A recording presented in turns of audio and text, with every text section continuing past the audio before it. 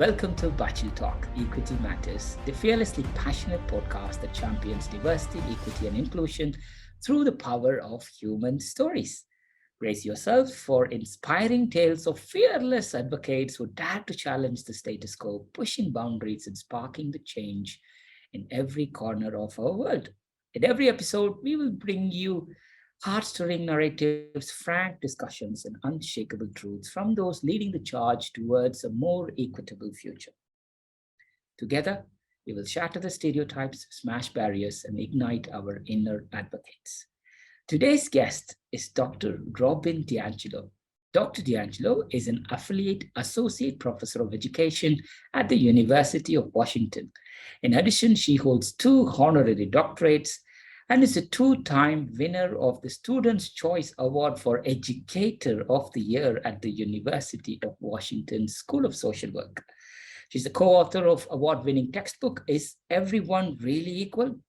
An Introduction to Key Concepts in Social Justice Education. In 2011, she coined the term white fragility in an academic article which has influenced international dialogue on race.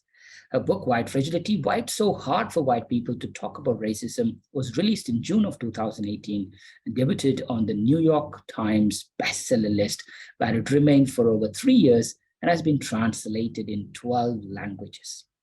It has now been adapted for young adults. Her follow-up book, released in June of 2021, is Nice Racism: How Progressive White People Perpetuate Racial Harm. Her latest book is The Facilitator's Guide for White Affinity Groups: Strategies for Leading White People in the Anti-Racist Practice. Her works or interviews have been featured in the New York Times, The Guardian, CNN, MSNBC, CBS, NPR, PBS, and the BBC, amongst many other forums. In addition to her academic work, Dr. DiAngelo has been a consultant, educator, and facilitator for over 20 years on issues of racial and social justice. Welcome to Bachi Talk Equity Matters, Dr. DiAngelo. Oh, thank you so much for having me. I'm thrilled to be with you this morning. Thank you, Dr. DiAngelo. Let's use Robin, if that's okay with you. Absolutely. Robin, let's go back to the very beginning. Where were you born? Let's talk about your early life and your upbringing. I was born in San Jose, California, to an Italian American mother, maybe a Northern European general, in general father, very blue collar and working class, Sure. youngest of three daughters. My parents were divorced when I was about 2 years old, so I really barely remembered my father. Mhm, My mother raised us by herself, but this was the late 50s. To be a mhm, single mother was a very difficult thing. So we were definitely poor. We lived in poverty. There were periods of even homelessness and living in the car and being left with relatives. So my mom could look for work somewhere else. And then my mother died when I was 11 years old. She was 37. She had three little girls. She died of leukemia. mhm, And so in a lot of ways, I feel like I had two childhoods. I had mhm, this childhood with my mother and my sisters where we struggled. And then when she died, I was sent to live with my father, who I did not really know. mhm, And that was the whole thing was traumatic, needless to say. Um, and my father we were steady. We had a nice home and all that, but he was very blue collar. He was a construction worker. mhm, And I left home at 17. mhm. And I'll stop there and I'll let you guide me if you want to hear more. But that's kind of the early years. Yes. Right. And during this early part of when losing mom, getting parents divorced at 2 and losing mom at 11, moving out 17, it takes a lot of resilience to do that. I think, were you always in the neighborhood of California while this is happening, or was there relocations? No, always in the neighborhood of California. Yes. Right, right, right. What was this? Do you have any positive Mhm. childhood memories of growing up in the area? Well, growing up in California absolutely impacted my worldview. And I'm a little bit embarrassed to say that Bob Dylan Listening to Bob Dylan kind of radicalized me, right? You know, Wow. it was the Bay Area, it was the hippie era. I was definitely a young hippie. My father was very strict, and he was very worried that I was going to literally end up with Charles Manson in his, in his hippie cult. Um, I stopped shaving my legs, and Oh, I became a vegetarian, and all of this just freaked my father out. right. I remember he took my car keys away from me. You know, Oh, if we were going to have a car, we had to have a job and mm, earn our own car. mm. And I got a job. I paid for the car myself, but he took those keys away from me until I was start shaving my legs again. Ah, He was very kind of Archie Bunker and very traditional gender roles. mm, Um, mm, but growing up in that era, around all of the questioning of authority, who mm, makes the rules, who do they serve, uh, mm. those things have stayed with me. Yes, it's amazing. It's amazing how very early on that curiosity kicked in and how that went on to shape your whole career. And at the age of 17, you left the area, and was it to pursue your education? No, Mm, no one in my family had ever gone to college. No one ever talked about college. It just wasn't in my world, right? I didn't hang out with the kids that went to college. I mean, mm, I often look back and think, my goodness, where would I be if someone had ever sat me down and said, what do you see for your future? What do you want to be when you grow up? mm, How will you mm, get there? It was mm, a very kind of, you're on your own now, you go survive. mm, Um, and so I just kind of buffeted around. You know, I really was pretty much a hippie. You know, I lived with groups of people. I traveled. Um, it wasn't until I became a single mom in my 20s, mm, and I was waiting tables, and I looked ahead and I realized, I mean, what is ahead for me? I'm mm, going to have to go to college. And I was very scared. I didn't know how to do that. I didn't know if I was smart. mm. Um, and I don't know if you remember, we had something called the yellow pages. We didn't have cell phones. So Yes. you opened up the phone book. And I mean, that's how working class my mentality was, that I just opened the phone book to find a Mm, college, right? And mm, no consciousness about, what's a good college or any of that. mm, I made some appointments. I got into Seattle University, which offered me very good financial aid. And it profoundly changed my life because I discovered I was actually smart. I mm. just blossomed in college, and that led me to where I am now. Wow, wow. Yes, yeah, always a compelling event helps us to find the right sort of support and resource. But moving away from California, where you have been lived and working, lived and brought up now with a young kid, how was the transition to Seattle? That too, studying as a single parent on Yeah. evenings. How was that? Well, when I graduated, I was 34 years old. Right. Mm, So when people talk about, the college years, I had a very different experience. So I was a non-traditional student. mm, Actually, I didn't leave California to go to college. I've told you that I did a lot of travel.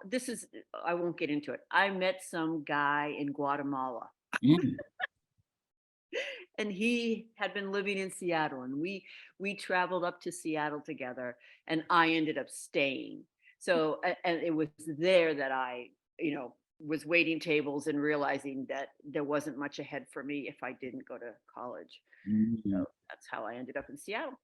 Some guy named Boyd. Seattle, my God. I mean, like that's a very different landscape for you, isn't it? From California all the way to Seattle. How was it adjusting to that neighborhood, and also academically, also going to universities for the first time? You might be in an environment which is not just the home environment is different.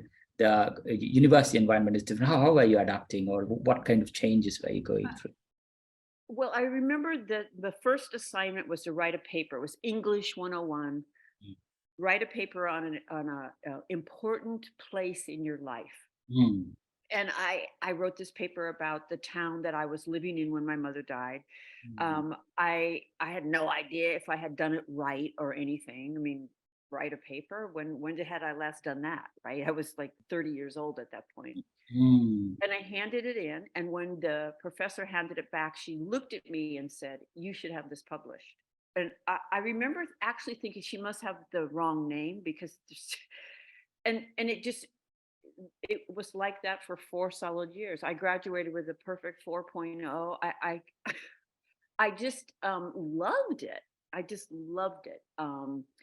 And I didn't necessarily relate to the younger students around me, Mm, mm, that just couldn't relate to kind of what my I didn't live on campus or anything like that. mm. Um, but I double majored in history and sociology. It was fantastic. Wow. Mhm. And was the choice that you chose yourself history and sociology, or Yeah, oh wow. yeah. I So actually wanted to be, when I went to college, I wanted to be a sex education teacher in high school. Okay. mm, um, and then, you end up being exposed to lots of different things. And as soon as I took a sociology class, I was sold. Right? But then I took a history class and I loved them both, and it was easy enough yeah. to get double major. It had to do with just being exposed to it and having wonderful professors. I'm sure I could have taken a history class and not been, inspired by it, but the professors were wonderful. It was a Jesuit university. Now, I'm not religious, although I was raised Catholic, but Jesuit branch of Catholicism is a social justice oriented branch. And Mm, so that also fed my orientation towards social justice, wow. the framework of that college. Yeah. Totally. So the age of 34, you're passing out with a brilliant degree. What happened next? I really didn't know what can I do for a living now. Mm, mm, um, and I mm. was working with the Career Center, and one day they called me and said, "Well, we have a job, and it has your name all over it. It's for a diversity trainer." Wow. Now, the reason they associated me with it is I was pretty outspoken about social justice. Mm, mm, I didn't know what a diversity trainer was. This was the 90s. This was like 1992. mm, But when I read the job description, I thought, well, this is perfect, right? You're going to go into the workplace and you're going to lead workshops mm. on social justice. And of course, you're qualified because, I mean, you're a vegetarian. You couldn't possibly be racist. I'm making a joke because I had that kind of classic consciousness of being a liberal, and Right. that it's the other people that are racist, not us. And so I applied for the job. I got the job, and that was another like completely profound impact on my life, because I was hired with a group of people that were very racially diverse. And for the first time in my life, I was working side by side with people of color who were challenging me, challenging my worldview. Mm, mm. I'll never forget, we all had to go through a train the trainer. Yes. And so here's this room of an interracial group of people. And there was a point where one of the white people raised their hand and basically said, "Okay, this is the part where the people of color teach us about racism." Mm, The people of color said, "Oh, no, we do not. We're not teaching you about racism. That's not our job. What are you mm, doing here if you're not qualified?" And I remember being so offended by that. It mm, just like, well, how am I supposed to know if you don't teach me? I had that classic kind of consciousness. mm, Um, and I also remember in the middle of it was got very heated in the mm, room. And then mm. this white woman calls out, "All the white racists, raise your hand." Oh. And all these white people raised their hand. And I was like, well, I'm not raising my hand. I'm not racist.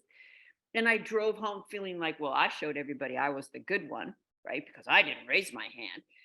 And I look back and I think, what a smart move she made. Because in that moment, just by that question, she surfaced where are the white people in their understanding of what racism even is.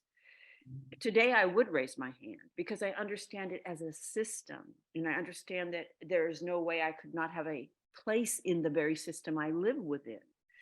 But Oh. I had the consciousness of racists are bad people, they're bigots, they consciously don't like people based on race. And I'm not that, what I call the good bad binary. Mm, um, and so that was kind of the part one of having my mind blown.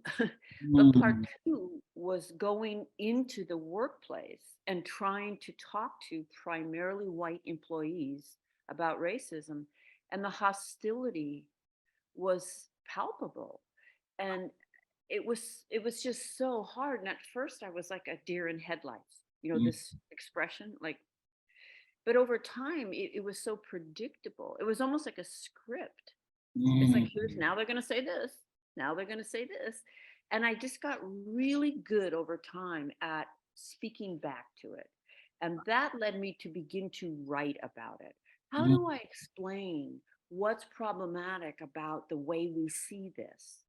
And I think you can see the through line to white fragility. Why is it so hard for white people to talk about racism? mm, Well, because we're socialized like this. We're taught to think about racism like this. And I just became very effective at helping white people understand what are the basic assumptions you're operating from that would cause you to respond like that. And let's open those assumptions up and rethink them so that mm. we can actually move forward rather than continually block any challenge to our worldview. Totally. What a powerful. And again, I mean, 20, 30 years ago, if you have been, if you know, it's just destiny, destiny, Robin. I mean, like, you Seems to start, be. you started with the role with diversity. Even now, Yeah. that word is just used just as a fad, diversity, inclusion. But 30 years ago, you took a role and you learned and you kind of faced whatever you faced, and it's true. I think when you talk about a subject that you don't personally or you haven't personally gone through, whereas the others who have gone through but they were unable to talk about it, that and then it's a fascinating subject, but that has laid a stepping stone for you. But going and writing a book about white fragility, and now that's a well-known book and published more and more articles about it, you know, professor, associate professor, education, Washington. Talk us through the journey all the way to where you are today. Sure. So I that that program that I was hired to do Mm, was lasted about 5 years. right. And when it was over, I realized that I had had an extraordinary experience, that the average white person does not talk about racism at all, much less on a daily basis. I had learned so much, and I really wanted to apply that at a higher level. And so I just wanted to go back and get my PhD. Mm, And so that I had that credibility and that training. And so, unlike a lot of academics go from theory to practice, right? They go through high school, then they go to college, and they learn theory, and then they go out in the world. But I went from practice to theory, and which I think is invaluable. mm, And I now had the theory to apply to my experiences that I had had, and to think about them through that lens.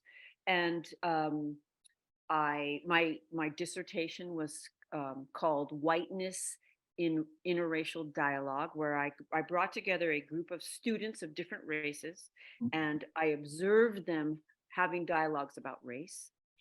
And that was even more enlightening because I wasn't in the dialogue. mm, I wasn't leading the dialogue. I was observing, and I got to see things, what I call moves, that the white students made, sure. always to deflect and to deny, to Mm, protect our image that we're not racist. And so my dissertation was a discourse analysis of the ways that white people basically protect our positions, and how we protect them when they're challenged. When I say our positions, I mean our positions as superior within societies that rank people in a hierarchy of value based on race. And so then I took a position at a university in Massachusetts. Now, coming from the Northwest, I was immediately unhappy. mm. I when I landed, I asked where I could get good coffee, and they said Dunkin' Donuts. And then I knew that it wasn't going to be a good fit because I am a, look, Seattle is Starbucks is from Seattle, and Seattleites won't even drink Starbucks because it's, too corporate. So Yeah. I'm making fun of myself a little bit here, but I wasn't very happy on the West Coast, and I knew that if I wanted to get a job somewhere else, I would need to really publish. And Mm, so I did. And in 2011, I wrote White Fragility. yes. It was just tucked away in some journal. I didn't think anybody ever read it. Mm, You know how academia is, or maybe I don't know if you know. You have to write these articles, and whether they're read or not, but you have to do it. mm, mm, And I wrote it in what I call academic speak, so mm, kind of hard to understand and convoluted. It's not my favorite way to write, but of course, I've been trained. I know how to do it. But that article went viral. mm. Um, and actually, the way it went viral is there was a racial controversy here in Seattle. So there's a play called The Mikado. Do you know this play? No. It's a famous Gilbert and Sullivan play, and it takes place in Japan. So there are 40 characters, 40 actors, and they put on the play in Seattle, and every single actor was white, Mm, pretending to be Asian. And somebody wrote an opinion piece in the Seattle paper saying yellow face in your face. And of course, a huge white fragility ensued as the director of the play became very defensive. And a black man wrote a response. And in his response, he quoted heavily from my article, White Fragility. mm, And that sent it into the stratosphere. And I began to get emails from people around the world, mm. literally around the world, saying, you put language to an experience that I didn't have language for before. And it clearly was so useful for people that I wanted to turn it into a very accessible book, Mm, mm. right? Get it out of, academic speak, develop it further. And so and do that outside of academia. So I went to a publisher, wrote White Fragility. I remember just, hoping I wouldn't embarrass myself. You don't know. And then it debuted on the New York Times bestseller list and stayed there for 3 solid years.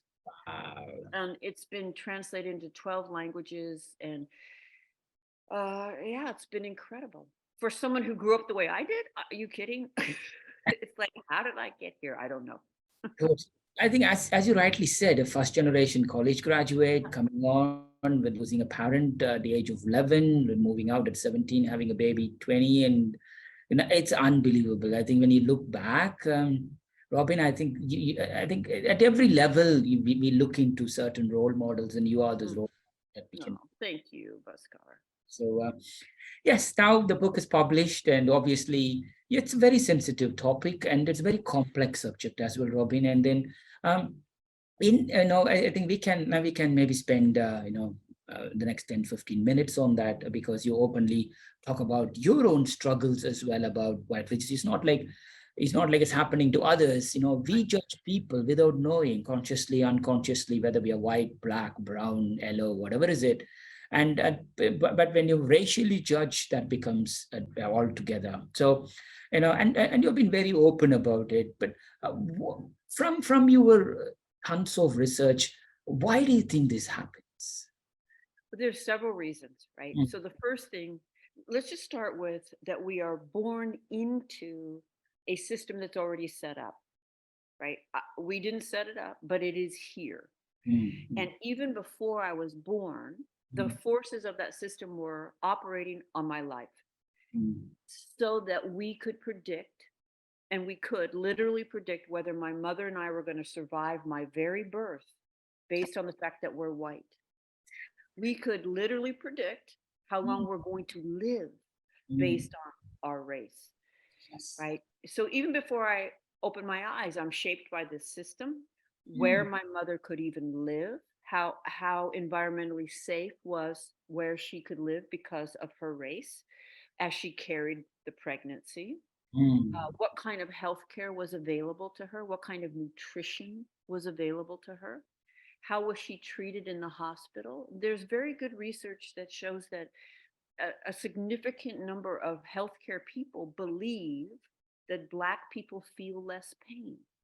Oh, Yeah, racism in every institution is well documented. So, how my mother's labor was managed, right? Based on the fact that she's white, um, who delivered me, who owned the hospital I was delivered in, and who came in that night and mopped the floor and changed the sheets. So, you see how from the very beginning we're born into this hierarchy, into mm, this system, and then we go to school or we watch TV too. Our role models, our heroes, our heroines, God Himself. If you are of Christian background, you're going to see images of God. mm, And I always think of the Sistine Chapel as a good example where there's God in the clouds and He's touching and creating man, white, right? I mean, these are things you don't even think about, but they're relentlessly communicating to you that you are the standard for what it means to be human. Now correct. you're getting a message too. It's the same message, but of course the impact because you are not white, right? Mm, But I'm getting a message of normalcy, of superiority. Then the way we talk about neighborhoods and geographic space. What is a good neighborhood? Come on. When mm, people say, I can't believe that crime happened here in this quiet neighborhood, in this little, what are they talking about? Oh, we know what they're talking about. They're talking about a white neighborhood and a white town. It begs the question, where should the crime have happened, mm, right? And so we're just constantly getting this reinforcement. And then mm, I actually think the most profound message for me of white superiority is that I was never taught to see any loss whatsoever in not knowing people of color. I was never taught to feel loss about not having relationships across race. I was never encouraged to develop those. And if we're being honest, white people are discouraged from developing those, right? In the way that we warn to stay away from this area and so forth. And mm, mm, mm. we actually measure the value of our environment by the absence of Black people. I mean, think about it. The more Black people in an area, the more dangerous and low quality it will be perceived as being. Yes. I don't have to walk around, with a white hat. I'm not a white nationalist.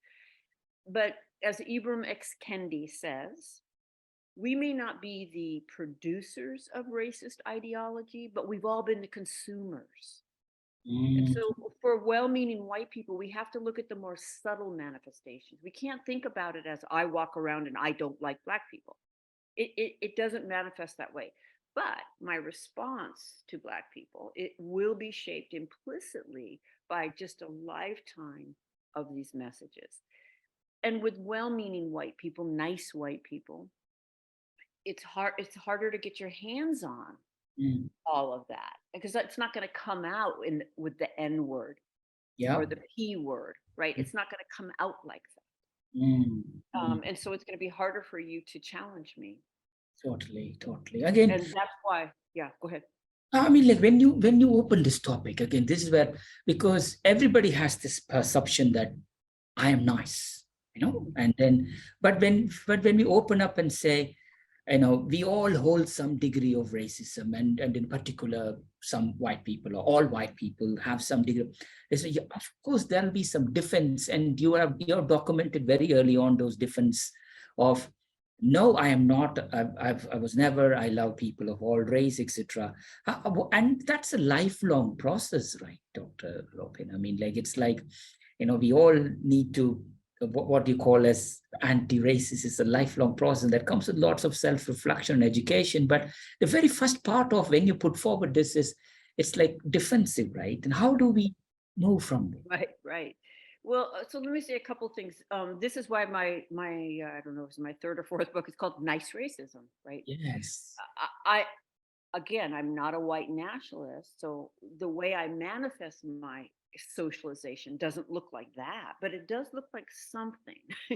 And that's on me to examine what does it look like from my, position or perspective. How has my background, white people want to be really special and unique. We always want to be seen as different from everybody else. So I would offer the question to any white person who thinks somehow you could have been exempt from this. What is it you think exempted you? And then ask yourself, how has being white shaped how you experience that exemption? Because it would be different if you were not white. Come on, we know that. And you mentioned all white people, and so let's go there for a minute. Let me just say it. All white people have a racist worldview. All white people absorb these messages. The way we respond to them, we can resist them, but we cannot be exempt from them. And Mm, it's on each of us to just ask, what does it look like in my life? mm, But mm, I reserve the word racism to talk about white people's racial bias. So mm. you could be, you know, biased against me automatically just because I'm white. You don't know me, but you don't like white people. I call that bias. I Mm, call that prejudice. I mm, don't call it racism mm, mm. because I need to reserve some term to capture the difference in impact. The Yes, fact that my bias is backed with legal authority and institutional control, and that transforms it. Your group cannot enact legislation that limits my life, mm, but my group can and has uh, done that towards you. So I don't. I want white people to just like let go of all this. Have some intellectual humility, right? Get mm. the white people can get really like defensive about what do you mean all white people, and just try to understand the bigger point. If you understand that racism is systemic, then you understand what I mean and why I reserve that word. Yes, Okay? And the defensiveness it's actually understanding systemic racism kind of frees you from defensiveness. It frees you. It's liberating. It yes. frees you from guilt. I didn't choose this. I was Mm, born into this. It's not my fault. That's a moot point. We don't even have to go there. Let's now that I know, let's get busy trying to challenge it yes, rather than get busy trying to deny it. It's yes. freeing. Mm. Yes, thank you, Robin. On one end, we all have to encourage people to reflect and first of all acknowledge that racism is a systemic issue. But at the same time, we need to encourage them to first reflect and change themselves. So Mhm. it's like, how do we do both in parallel? I mean, like sometimes a systemic change requires, in your book, you also talk about interest convergence, where, like it's only possible when people in power acknowledge and make these changes. That's and on the other end, we still have to make the ground level. Yes, this is happening. This is not. It's is it moving in the pace that we wanted to move? That was Oh, the. Hmm? no. Definitely not. And I don't know if you're watching our news, but I've never seen it this with this much cultural institutional permission Right. since before the civil rights movement. I mean, I think it really shows how adaptive a system it is, Yes. that it's not some arc continually going towards progress, but more of a constant push and pull. Mm, mm. When you're looking at book bans and college courses being blocked, and it's literally illegal in certain states in the US to even say racism exists. Yes. We're in a very terrifying place. Mm, Um, so we have to take it seriously, but we also don't want to get discouraged. mm, So mm, mm. every moment that I push against my conditioning is coming back at me, right? So that's why it's lifelong and ongoing. We're not going to arrive at some point. I have much better skills than I ever had before. I have relationships I never would have had. Like there are many very important outcomes to this work, but Mm. it's not a kind of an end point. It's not going to end in my lifetime. Got it. So I think we have to think about act locally. If I look at the whole system, I just get paralyzed. So Mm, what can I do locally? and mm, to think about the relationship between the individual and institutions. Again, I recognize that I'm talking from a U.S. context, and what I would ask your white listeners to do is not to dismiss this because I'm coming from the U.S. Because I can tell you that the outcomes are the same mm. in your context. So you do the work to adjust it, but don't reject it out of hand. Totally. But we have structural changes like affirmative action was a Mm, structural change. mm, Busing was these were policy changes and they didn't work. We're almost completely, we had voting rights. All of those are almost completely gone now, mm, right? Because you didn't address the individual consciousness. You didn't address the resentment that white people felt at having to hire the most qualified person, right? To have to integrate in schools with their children. So there's such a deep relationship between the individual and the structural. I don't think you can just do one and not the other. mm. So Right. structurally you have to address the emotional Mm, aspect. mm, mm. But on the individual level, just me saying, well, I'm open minded, that's meaningless. What are you actually doing in action, right? What Yes. I Sometimes people will come up to me and they'll say, I read your book, and they'll do it in a way to say, I'm not racist, I read your book. Mm, And I say, well, how would people of color know you've read my book? mm, Do you have any idea how they would know? If I asked the people of color in your life if they could tell you'd read the book, what might they say? Oh, you don't have any people of color in your life? mm, um, mm. right? So, It's yeah. very complex. I think, as you rightly said, I mean, like, on one hand, we didn't have to engage constructive conversations about race with white people, with people of color, because it's such, it brings that the word itself brings different memories to different people, right, Robin? Mhm. And I'm sure when you engage with this, how, and from your opinion or from your trainings, from your way of educating, of statistics and stuff, what are some of the uh, top three ways of engaging this sort of constructive conversation about race with, say, white people, and three ways to, say, people of color? Yeah. With white people, I would always point the finger inward, Mm, not mm, outward. So if mm, I put my finger outward and say, you are racist, that is not very effective or strategic. But if I point to myself and I say, well, speaking for myself, I know that I have been taught, or I used to also see things that way. I understand why you see things that way. But now, mm, having had this experience, this is how I look at that. So I'm offering you a counter narrative, but I'm not doing it as a you better see it this way. mm, And that brings the defensiveness down often. When I own it myself, it gives them some permission to also admit to it, mm, right? So that can be very effective.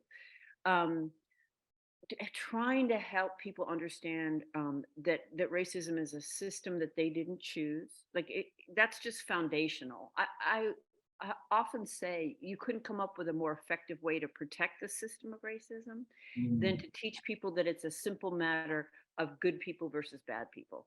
Yeah. Because as soon as you set it up like that, well, I'm not racist, right? Mm, mm, And I'm going to point my finger to other people. I think you said this in your opening. So that would be definitely the second thing. And then trying to have authentic relationships across race. yes. There's a piece of the puzzle I have that you don't have, right? Because as an insider to whiteness, as somebody whose life's been shaped by the privilege of whiteness that are granted, I have an understanding that it's different from yours. And for far too long, that's been missing from the table. We just act like we don't have race, you have race, tell me what it's like. It's not my problem, right? Mm, mm, And so we do have to do that deep self-reflection, but we will never, white people will never understand racism if they're not listening to mm, people of color who, from a very early age, have to understand this. You have to understand my reality. You have to navigate my reality. Consciously or not, you have to understand white people if you want to survive in Western society.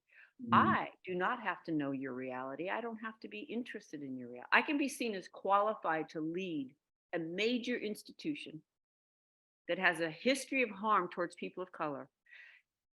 I could be seen as qualified with no ability whatsoever to engage in this conversation, mm, right? So you have insight that we just don't have. And so if you're not listening, if you're not in relationship, if you're not reading what people of color are writing, what they're teaching, and you don't have friendships where your friends of color can actually give you feedback, I mm, don't know how we're going to move forward. So those are the three key things I would say. mm.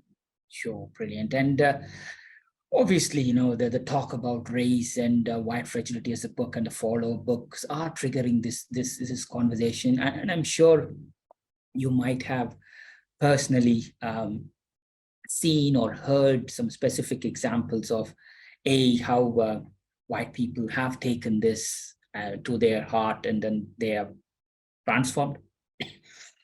Sorry. And on the other side, you also have found how the people of color also have a voice from this side. Can you share some examples, some stories? Yeah, for people of color, I mean, that's a sensitive kind of issue. It's not my business. I mean, I don't want to speak, of course, for people of color. Um, but the feedback I have gotten, there's kind of two overall types. One is reading your work made me realize I'm not crazy. You affirmed my experience. You are admitting to things that I've never heard a white person admit to. And it's incredibly validating, incredibly useful. Okay. So and I'm very grateful for that. There's also some resentment. Like we've been saying this for years and nobody listens. And then you say it and then they listen and you get rewarded for that. And I do understand that resentment. And that's a tension that I will always struggle with.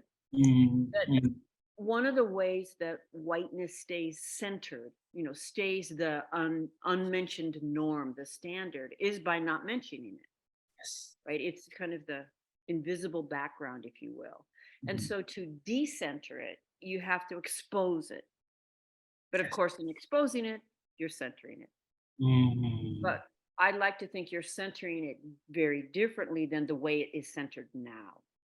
And so it's just something I live with, that my work does center whiteness.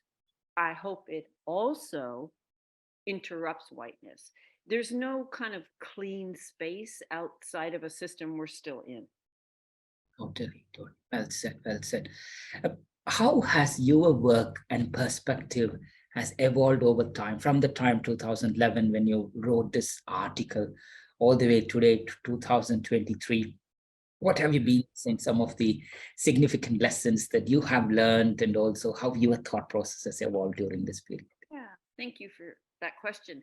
I mean, on the one hand, it certainly has reinforced how adaptive a system it is because if you were watching the U.S. during the summer of 2020 when George Floyd was murdered, and I know it had a worldwide impact, so there must have been um, certainly protests and such also in your context. It was incredible during that time. It was like I couldn't possibly begin to even answer all of the emails and all the requests and all of the companies that wanted to do this work. Mm, And yet I'm like, I don't know if this is going to last. And it hasn't lasted. Not only has it not lasted because the apathy sets in. I mean, this is hard. And let's face it, it serves me not to see this. mm, It's comfortable not to see this. Right. So that set in. But then you also have this backlash. So Carol Anderson has a powerful book called White Rage, where she argues that every inch of Black progress, and I'm going to use Black as a stand in for people of color. I know the language is a little bit different across our cultures, but every inch of Black progress has been met with a backlash of white rage. So you saw this incredible progress in the summer of 2020, and then you saw the critical race theory backlash, the book bans, the colleges not being allowed to teach African American history. Rosa Parks has been this beloved story for so long, and a school district, I believe in Florida, just removed race from the Rosa Parks story. So the story now is she got asked to go to the back of the bus and she said no, with no mention of why she was asked to go to the back of the bus.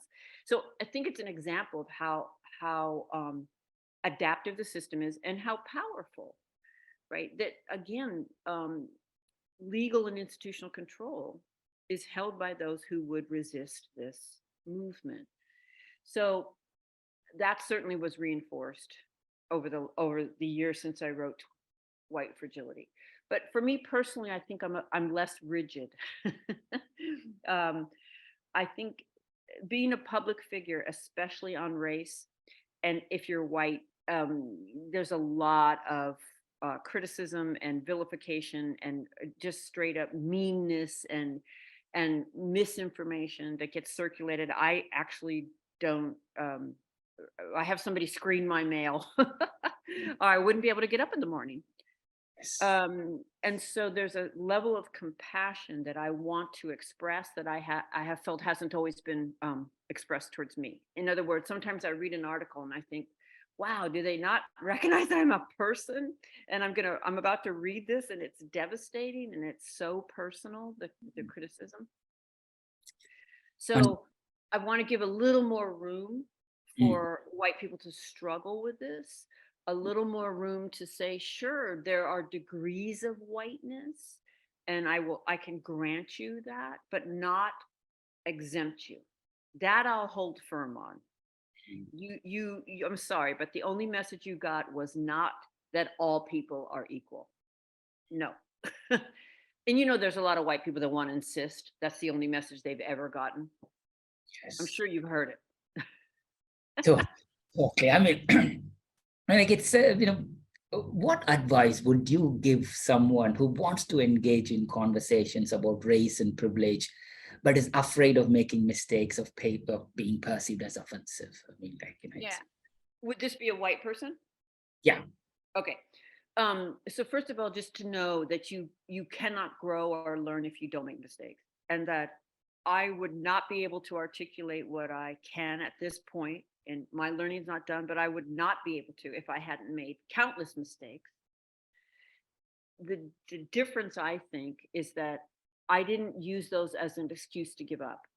I mm, didn't say, well, forget it then. I'm mm, not saying anything if I can't say anything right. mm, Right. I used it as, yes, it was humiliating. Yes, I had feelings, but what what do I need to learn from this? And I've had so many people of color tell me, we don't expect you to be free of your conditioning. We don't expect you to have no racism. If we expected that, we would be set up for some greater disappointment than we already have. But what we're looking for is in those moments when all that conditioning surfaces, where can we go with you? Can yes, we talk to you about it? Are you willing to let go of your intentions and focus on the impact that you just had? Are you willing to try to repair that and do different and better with us? That's what we're looking for, and that's what builds trust. So what I would tell a white person is keep that in mind, that you can't grow without mistakes, but be thoughtful. mm, That doesn't mean just, okay, let me just say anything I think and let me know if it's problematic and I'll learn from that. No, be thoughtful. Your mistakes do hurt, right? They do.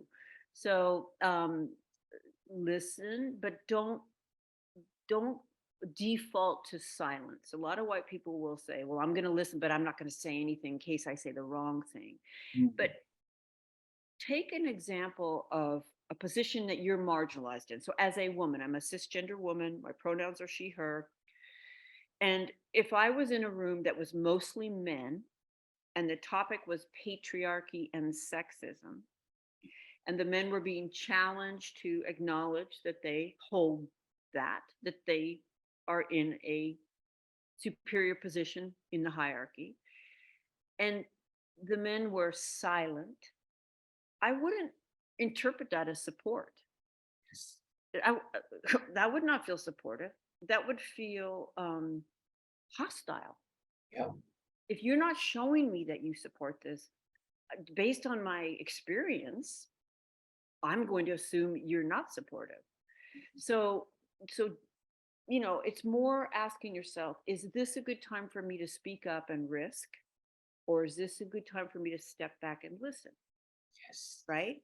And I'm not going to get that call right by everybody, Mm, but that's the call I should be trying to get right, yes. rather than just no matter what happens, I'm not saying anything. That's what I call default. And the default, if I just go to one mode, no matter what's happening in the room, then what I'm doing is protecting myself and my position. It's always about my comfort. Mm, So I need to take risks and try to figure out when and how to take them. And yes. then if I make a mistake, recalibrate, do different next time. Oh, that's a very beautiful advice. Thank you. Thank you, Robin.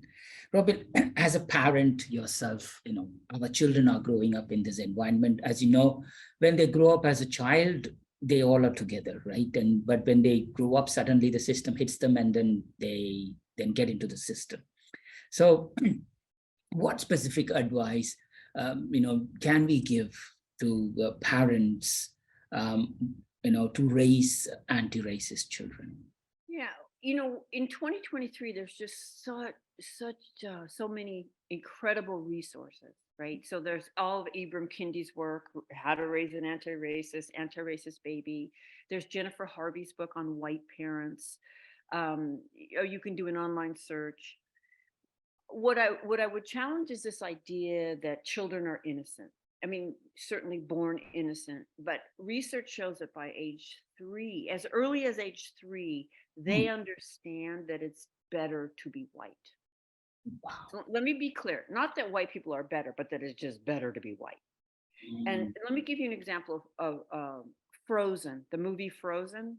yes. It's huge, this movie, right? Mm, I've seen little girls all over the world with the backpacks. I mean, you can't watch that movie and not know that the ideal is white, blue eyes, blonde hair, red hair. That's just one example. And you can have maybe a frog that turns into a princess for a minute and goes back to a frog and she's a brown girl. But that doesn't, oh, that's the exception, not the rule. So don't be naive about what they're internalizing and how early. Um, and also don't be naive that you can just lecture them and you shouldn't, and then that's fine. What is your life like? The idea of on the airplane, put your oxygen mask on and then turn towards the more vulnerable. mm, So do you have an integrated life? You're telling your children everybody's equal, but you have never had a person of color at your dinner table. The practice of our lives is so much more powerful than the words we say. mm. So start with yourself is what I would tell the parents. And then just it's not my area of expertise, but there's so many good resources out there. That's brilliant. But thank you, thank you, Robin. I mean, how has the companies looking into this? Because obviously we talked about the system, we talked about thing, and as you know now, with every company pledging diversity, equity, inclusion, lots of statistics comes along, or they just put their metrics out. What's the reality there? Is it just everybody talks about it, comes out with some facts and figures, but still continue and operate in the same system, or how you seeing some improvements happening there as well? Just for a second, I'm seeing that I'm about to run out of battery, so I'm going to grab my plug.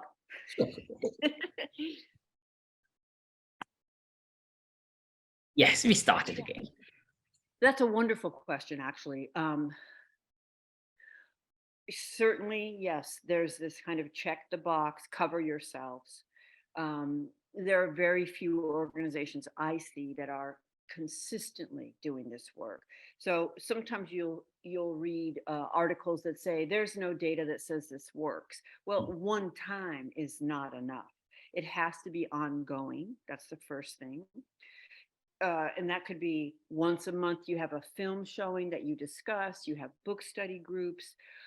You always ask yourself, whenever a decision will be made that will affect the lives of people who aren't represented at the table where that decision is made, then you're not ready to make that decision. right. So I'm just giving you examples of integrating it across the organization in an ongoing way. Also, you have to see the ability to engage in these conversations and have some skill in these conversations as a basic qualification. So that has to be threaded through the interview. I need to come away from that interview understanding that if I go to work for this company, I'm going to be held responsible. This is an actual value this company holds. And if it's not a good fit, it's not a good fit. And, that doesn't mean I have to be a professor of ethnic studies, Mm, but, I mean, they should have programs and things that help me grow and develop those skills. But I should demonstrate something. And I see that rarely ever being asked or seen as a qualification. mm. Um, oh, I had another thought. Hold on. Some of it is okay. Um, oh, and then I mean, if you're not willing or able to integrate that across the organization and to have your leadership also participate, not just mandate everybody else, then don't put it in your mission statement. You know, you don't get to say we're, an anti-racist organization that values diversity if you're not doing anything that um, demonstrates that. And I think the bottom line is, what are your outcomes? How will you know? Your outcomes will change. And if your outcomes aren't changing in some way, you're likely it's very superficial. Totally. Thank you for sharing that. I mean, like, while you're not working in this complex subject of racism, social justice, what does Robin do in her free time? What are your hobbies and So funny because as soon as you said that, my little dog got up. Uh, I'm looking at him, so I really I take him for a walk. I love to garden. I really do. I just love gardening. It's a little challenging with the weather. I think we have the weather very close to your weather here in Seattle. That's probably the key thing, relaxing. But I walk a lot. I love to take long walks with friends. Garden, everybody will say travel. Of course, I love to travel. Yeah, those are key things. totally. I think since we have the last 5-10 minutes before we close the episode, let's get into some random fun questions to get to Good, know yeah. Robin a little bit more. So, what's that one fun or surprising fact about Robin that not many people know about? Oh boy. Okay. I used to be a childbirth educator. Oh, child So birth, I used to teach the prepared birthing classes, right? right? So do you have children? Yes, I do have two boys. Yeah. Okay. Did you take a class? I just went for one. Yeah. Okay. So I used to teach those. And now to get really fun, I met my husband when I taught he and his wife's childbirth class. And I'll let that sound scandalous and pause and say I had nothing to do with the breakup of their marriage. But 10 years later, Mm. they did divorce, and he reached out to me about something, and then we ended up together. So it's just funny, it sounds like, oh my God, what, you left his pregnant wife and ran off with the husband? No, but that is how I met him. Wow, wow, wow. I mean, like it's hard. I think being a public figure to be this open, obviously it takes a lot of courage, Robin. Oh, I hope I don't regret this one. I've never shared that publicly before.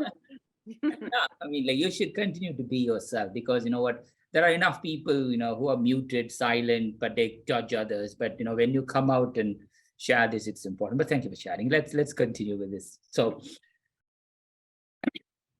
in an alternate universe, if you're not educator, author, professor, what would Robin would do? I would be a midwife, no question. Oh, That is my dream. But I was very weak or challenged in math and science, or I would have gone into midwifery school. So that in an alternate universe would be my dream. nice. Thank you. So if you could have a dinner party with three historical figures or fictional characters from the books who have inspired you, Who would you choose and what would you have for dinner party? Ah, so living or dead? You totally up to you. Well, James Baldwin would be amazing to have dinner with.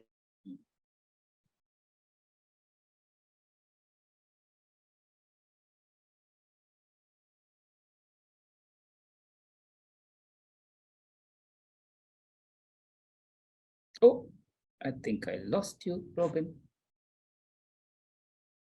I think you're muted. Yes, Robin. I had dropped the call that my thing froze. So where did I leave off? You just said James Baldwin, I think. Okay. James Baldwin's so brilliant. Just to have a conversation over dinner with him would be incredible. Um, Andrea Dworkin, I proudly identify as a feminist. And I would love to have a conversation with her. And I would love to have a conversation with her and James Baldwin because I think his insight on sexism and patriarchy and misogyny as a gay black man would be invaluable. Remind me, did you say they have to be, could they be living? Yeah, they could be.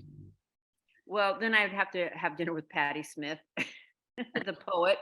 I've Uh, kind of been in love with Patti Smith since the 70s. right. So Right. those would be my three.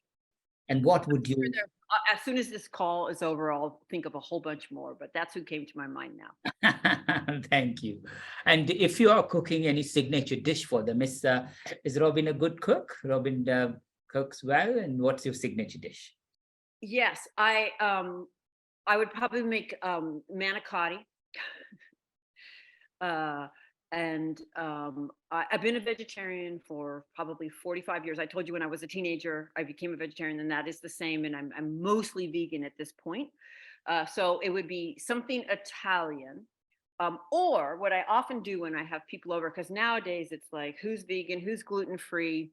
I I have a build your own taco bar, right? So you have all the ingredients, and then they can walk along and pick what they want and make their own with the amounts they want. So if they don't want cheese, they don't have to put cheese. If they can't do gluten, they can have a corn tortilla instead of a flour. Nice, nice, nice. So that's and is there any favorite place for you, Robin? When what's the place that you would like to travel to, or that you have traveled that you really love? There's a place up in the mountains of Northern California, and there's a river called the Yuba River, and it's the most beautiful river I've ever been on. When I was a young woman, I lived up there and went to the river every day. Crystal clear green swimming holes and waterfalls and big rocks to dive off of. And whenever I have to go to a peaceful place, they'll say close your eyes and imagine yourself in a peaceful place. It's always the Yuba River in Northern California. But warm water, wherever it is, warm water would do it. That's good. You already talked about going for walks and stuff. What's your comfort food when you are in need of self care? What do you do? I mean, like, is there any comfort food that you go for? What is your comfort activity? You say comfort food? Yeah, comfort food. Yes, pudding. I love creamy puddings. So I'll make tapioca. I love mochi. You know what's mochi? So I like to make that with sweet rice flour because I like the texture. It's kind of chewy. So like creamy and chewy textures. um, I like kettle corn, where you just keep putting your hand in the bowl and having more. Definitely, those are my comfort foods. Ah, that's brilliant. Again, is there any unusual talent or a party trick that you have in your sleeve that every now and then you just tell people, hey, look? Not that I'm thinking of. No. No. Oh, okay, good. But what's something that everyone loves but you hate, or vice versa? Ooh. Okay. Actually, I just thought about I love games at parties. I do love games, and I'm really good with word games, Uh-huh. like Taboo, and people don't like to play with me because I'm too good. um, what is everybody? I am not into the woo woo spiritual. Find yourself. Who's your true self? I can't stand that. There's no true self. Yes. I am different selves in different contexts, Right. right?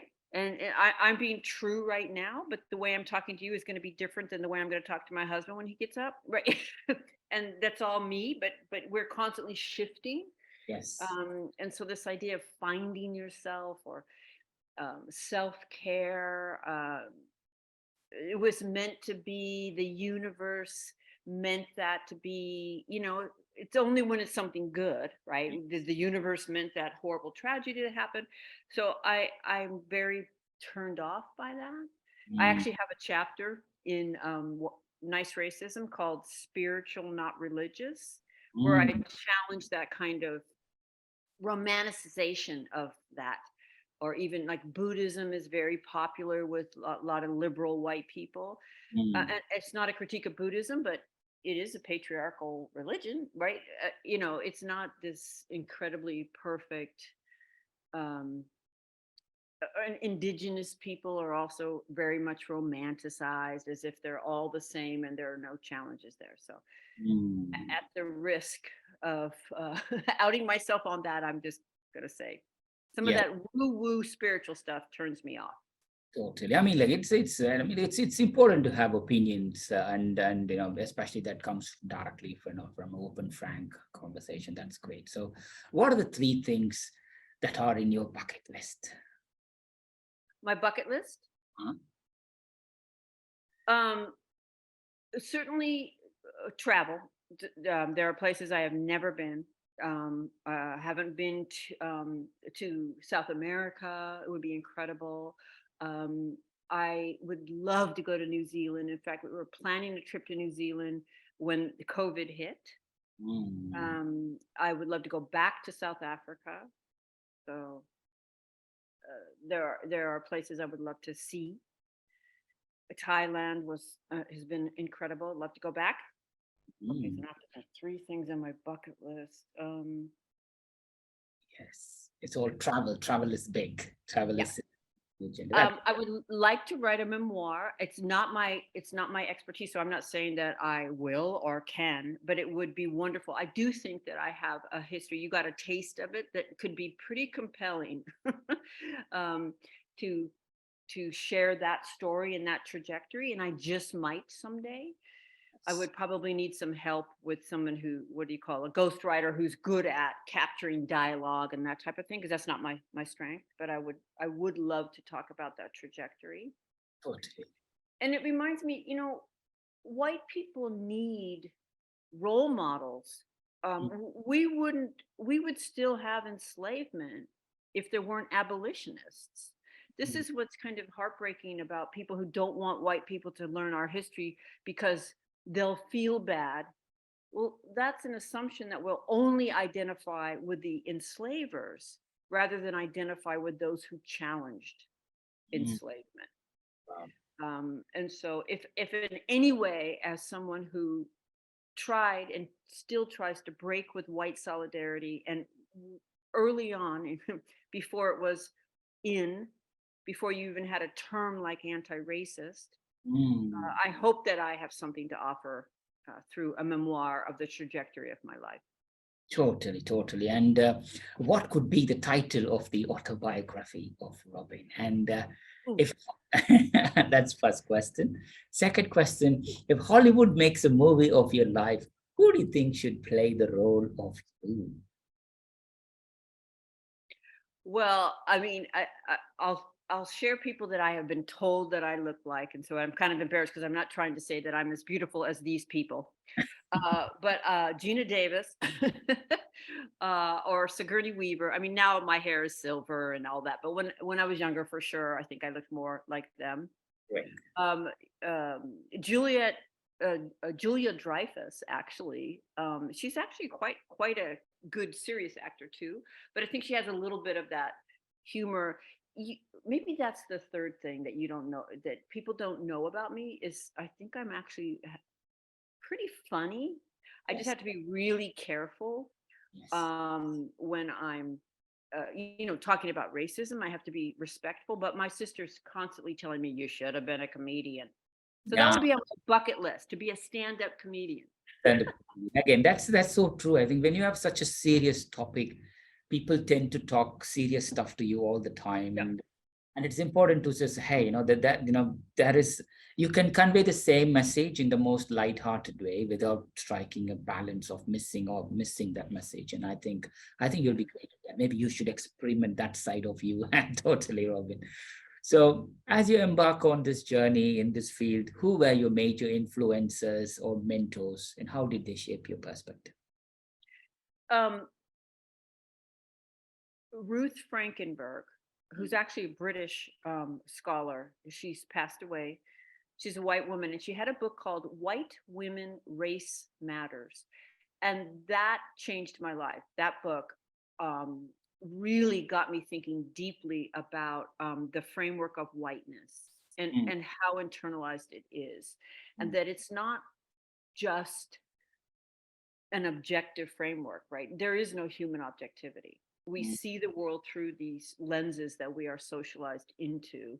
mm, Um, so Ruth Frankenberg was incredibly influential. So was Peggy McIntosh.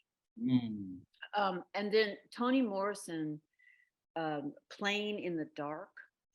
Toni Morrison is so brilliant, and we think of her as a novelist, I think. But Playing in the Dark is her analysis of whiteness in literature, and that was incredible. mm. Uh, you're going to take out my ums, right? I'm thinking, I'm, I'm thinking here now. Hang on, I have so many books. Um, yeah, I'll just stop there with those two. Oh, That's that's okay, right? I think that's brilliant. So, as you continue to work on this subject, what's next for Robin? What are you looking forward to in the immediate future?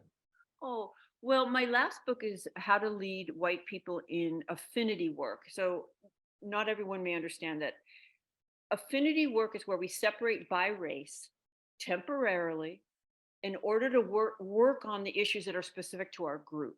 So Mm, we had talked earlier. I got a message of superiority. You got a message of inferiority, right? I'm not saying how it impacted you, but the message of white supremacy impacts all of us. And so there's a technique or exercise within anti-racist work where we separate so that we can talk to people who share that experience and not have to do that in front of the other group.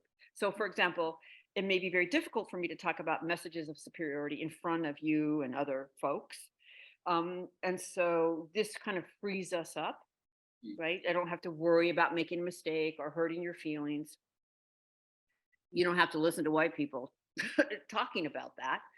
And then people of color have a space to talk about what's sensitive for them without white people listening. So it's called affinity work. Are you familiar with it? yes, yes, I think Okay. as you rightly said, I've noticed few affinity groups have been created, but just for the sake of being created, and Right. nothing has been done, or you clearly see, and I think it's been done, done for a purpose, Right. but again, it is what it is there. So, the final question, So, yeah, oh, oh, so I just co-wrote this book on mm, how to lead those discussions with yeah, white people, and yeah. now I'm teaching an online course, Oh, co-teaching with Amy Bertain, training white people to facilitate these discussions, and yes. I'm loving it. So Mm, that's kind of what's ahead of me, and I would any white listeners who want to get training in leading these discussions with white people, you can go to yes. my website and there's information there about the course. But I'm really enjoying online teaching. Ah, that's brilliant. That's brilliant. And again, as somebody who stands up for your views, regardless of what's thrown at you and being passionate about it going forward, what advice would you give, or somebody who you want to inspire? Yet stand up for yourself. If you stand up for yourself, then you can stand up for people around you. What could be the final points? You cannot get it right by Mm, everyone. That's not possible. It's way too charged. It's way too sensitive. mm, Um, so let go of that mm, mm. and keep trying to get it as right as you can, as often as you can, by as many as you can. And to Mm. do that, you have to continually do your own learning. You have to listen and change and grow. And it is difficult. And it is also the most inspiring, transformative, liberating journey you could ever possibly be on. It's not just hard, it's beautiful. Mm. Mm. You will have relationships you were never meant to have, and knowledge you were never meant to know or understand. Yes. So that's what I would offer, and I hope that it's inspiring. Yeah, you just can't get it right. Let go of that. It's okay. There's. Totally, Robin. I think that's final point. If it wasn't that incident that happened to me recently, I would not be doing this and I would not have known you. I mean, Oh, like the standing up for that was the only reason. That's why you would have seen this t-shirt that I'm wearing. yeah. It's, it's just for that. That's brilliant. But we talked a lot about racism and social justice, but you also talk other subjects which are similar, like sexism, homophobia, ableism, etc. Are these the same principles that also apply there? Is there any statistics or is there principles that specific for these things, or is very similar? I would say these principles are the same. You have a hierarchy of value. You have a group that's seen as the value group that holds the institutional power and cultural power and so forth, and the group that is seen as less than. Um, the key, though, for me, I center race, even though I experienced sexism. Growing up, I experienced classism, but I center race because I think it's the hardest. I think it's the hardest for a couple reasons. Um, One, I just think it's very charged and very taboo in our societies. Mm. But also, it's very easy for me to talk about where I've been a victim. I've been thinking about that my whole life. There's not a lot of growth for me there, but being willing to talk about how I've benefited from somebody else being victimized, now that's difficult. And so I personally always go for the challenging, the growth and edge. If that's the hardest place that nobody wants to go, I'm going to go there.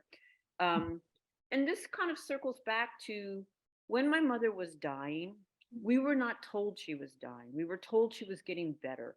Ah, And I look back and I realize it did not have to be that traumatic if we could have been talking about that elephant in the room, right? And so I recognize there's a relationship between silence and suffering. mm, And by God, I'm going to break silence, right? mm, I really believe that early experience with the silence surrounding my mother's death is part of what informs my willingness, my almost commitment to have to break silence. And so for me, breaking silence about whiteness and white supremacy and racism is the deepest growing edge. And so for a lot of white people, we want to change the subject to our oppression, or we want to say it's the same. And what mm, I would say is use your oppression as a way to get in and understand, but don't use it as a way to separate yourself, um, and take the heat off having to look at the reality that you can be marginalized somewhere and still be benefiting from race, yes. right? I may be a woman, but I am a white woman, and there's no way I can say I have the same experience as a black woman. Mm, So I can't use patriarchy to get me out from under having to address white privilege. mm. What a powerful message. How do you stay motivated and energized like this, Robin? I mean, like, it's such a complex subject, and every now and then, as you rightly said, it can pull you down. But how do you stay motivated and energized when working on complex subjects like this? I actually think relationships across race and being with people of color and hearing their stories and seeing the hurt and the pain on their face and just being determined that that is not okay with me. I have to speak up. Believe it or not, I'm conflict avoidant, like a lot of white women. um, but what motivates me is I see the face of my beloved friend, Mm, Anika, and I think it doesn't matter if she's here and sees you or not. You're not going to be able to sleep tonight if you don't say something. right. You need to do this for your integrity and your healing, not to save Anika, but Mm, to be in right relationship with Anika and to be in your own integrity. you need to speak up. And if I didn't have those relationships, I don't know that I'd have the motivation, because there are consequences to speaking up. They don't remotely compare to racism, but it's not without consequence, right? It's not without meeting white fragility yourself. uh, Mm, but you have to rise above. totally. And just because of time, I'm looking at the clock and I have a 9:30. Yeah. I think we are done. If there is one final takeaway from our conversation today, what do you think is the takeaway? And also, what are your hopes for the future of anti-racism work and all the work that you're doing? My hope would be that any white person listening would know that I was talking to them directly. So, in other words, just assume I'm talking about you and to you. Don't distance yourself or separate yourself. And some of the ways we do it is we pick a little bone. Oh, she said this one thing, and I disagree with that. Don't use that to dismiss the overall message that Buskar and I are trying to give to you, right? Mhm. There's room for nuance, but the basic framework is there, and we all have to change the question from if I've been shaped by it to how have I been shaped by it. And niceness is not anti-racism. Mm, Niceness, a culture of niceness, you being a nice person, does not indicate the absence of racism. In mm, fact, a culture of niceness actually makes it difficult to address racism. yes. And ultimately, niceness is not courageous. And Mm, anti racism takes courage. yes.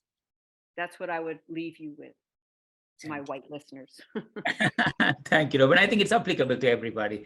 But thank you so much, Robin, for your time. It's been an absolute privilege and honor to host you today. Wish you, your family, and everybody, your students, all the good health and happiness. Continue to inspire us. Continue to stand for the causes that you believe in. And when I'm in Washington or Seattle, I will be in touch. Would love to meet you face to face. Oh, I would love it too. Thank you so much. It was such an engaging conversation. You're a very good conversationalist.